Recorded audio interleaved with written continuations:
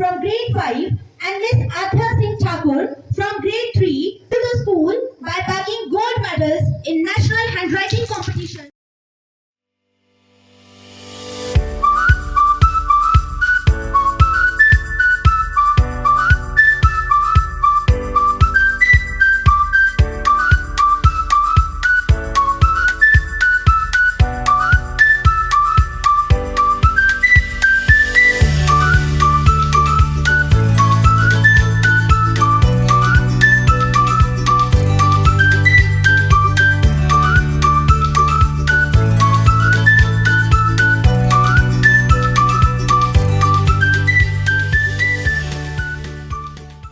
Here, each one of you, those who have received the award today, whether it was participation, is very, very important. You learn.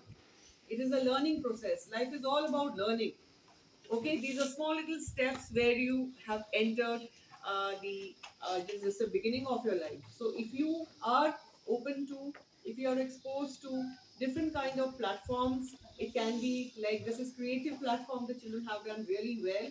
There's a drawing competition, writing competition, whether it is extemporary, whether it is congratulate the entire team of DWPS. Big round for the teachers. Very, very proud of you, all of you, each one of you.